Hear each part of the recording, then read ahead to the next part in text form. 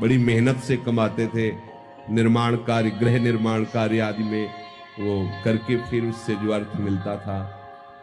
देखा एक बहुत बड़े बड़े ऐसे केले रखे हुए थे, देखते ही मन में आया कि ये केले विट्ठल भगवान को बहुत अच्छे लगेंगे।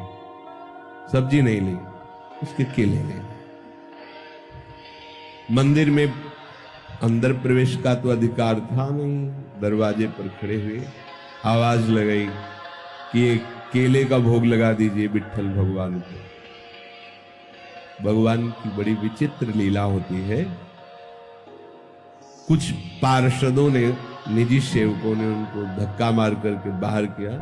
बोले तुम क्या समझते हो, 2-4 बार नाम ले लिया तो इतने बड़े भक्त हो जाओगे कि तुम्हारे हाथ का छुआ हुआ भगवान भोग पालेंगे। उनको ऐसा कुछ इस बात से बुरा नहीं लगा कि ऐसा। एकांत में जाके प्रभु से बात करने लगे कि मेरा अपमान हुआ है, इस बात का मुझे कोई दुख नहीं, लेकिन आपने ऐसा क्यों किया। हमारे हृदय में प्रेरणा थी और फल देख करके मेरे मन में आया कि आप पाना चाहते हैं, आपके लिए ले गए। मुझे ऐसी जगह पैदा ही क्यों किया जो आपको पसंद नहीं सेवा। आप तो सब कुछ कर सकते थे ना, फिर आप चलो, फिर आपने चाह क्यों प्रकट की। ठीक है, यदि आप ऐसा है तो फिर इस शरीर को रख के क्या करेंगे, क्योंकि ये शरीर आपकी सेवा के योग्य नहीं ना। आज से अन्न जल बंद और इस शरीर का हम त्याग कर देंगे। जब तक आपकी सेवा के योग्य मैं नहीं होऊंगा तो क्या इस शरीर को रख के करें। दरवाजा अपना बंद कर लिया और निश्चय कर लिया कि न जल न अन्न इस शरीर में नहीं डालेंगे। देखो छोटा सा कर्म है, भगवत प्रीत्यर्थ। जे ही ठाकुर जी का शयन हुआ, निकले ठाकुर जी, गए, दरवाजा खटखटाया, आवाज लगाई, बड़ी अमृतमयी वाणी, एकदम आकर्षित। कौन? कहा चोखा मेला जी, बहुत भूख लगी है, खोलिए।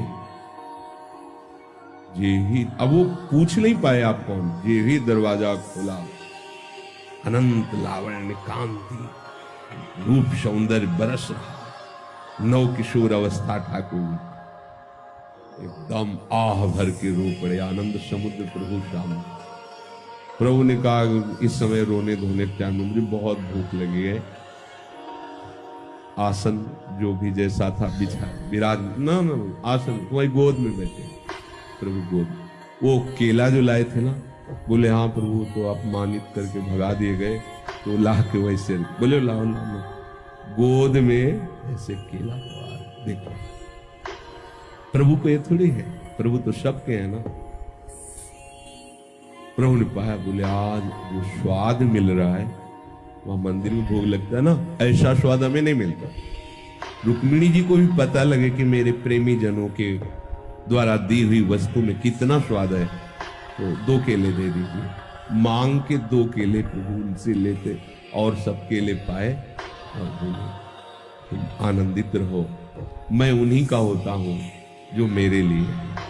मैं किसी जाति, कुल, साधना, अवस्था, तपस्या इसका नहीं होता, इसका फल होता है, लेकिन जो केवल मेरे लिए है मैं उनका होता हूं। रुक्मिणी जी को पवाया, आंगन में छिलके फेंक दिए। अंदर से दरवाजा बंद मंदिर का।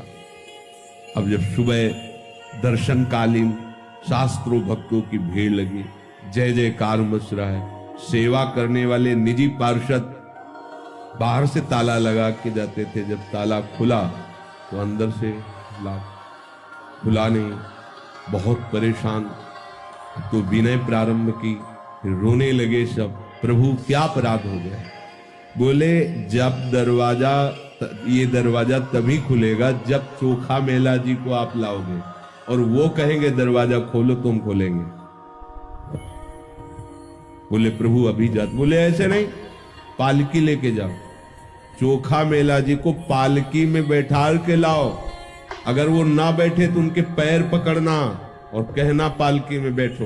ये वही लोग हैं जिन्होंने धक्का दिया कि तुम्हारे हाथ का भगवान कैसे पाएंगे। भगवान शिक्षा दे रहे, अगर वो ना बैठे तो उनके चरण पकड़ना, क्योंकि वो दैन्य हैं, वो शायद ऐसा ना करें, तो तुम उनके चरण पकड़ना, उनसे विनय करना, उनको बैठालना। और जब वो पालकी में बैठ के आएंगे और यहां दरवाजे में कहेंगे खोलो प्रभु, तो हम खोलेंगे नहीं, नहीं दरवाजा खुलेगा ही नहीं, अंदर से सब ला। अब उनके तो प्रकट और आंतरिक दोनों जीवनाधार श्री विठल भगवान ही है। पालकी ली भागे भागे, आप सब आश्चर्यचकित हो रहे कि कल मंदिर के दरवाजे से जिन्हें धक्का दिया गया था, आज उन्हें पालकी में बैठा ले। वही पार्षद चोखा मेला जी तो साष्टांग लौट गए भगवान, मैसियों के कहा, तो वो फिर चरण पकड़ रहे कि अब आप छुपिए मत, सब जान गए कि आप किस कोटि के महान भक्त। आप जबरदस्ती उनको पालकी में बैठाया, जय जयकार करती हुई लाए। मंदिर में जब आए तो आंसू बहाते चोखा मेला जी, प्रभु बस करो बस करो, अब तो खोल दो। तत्काल दरवाजे खुल। ये देखो एक छोटी सी सेवा चमत्कार प्रकट कर दी। यदि हम आठों पहर प्रभु के लिए, तो कैसा जीवन होगा, विचार करके देखो आप।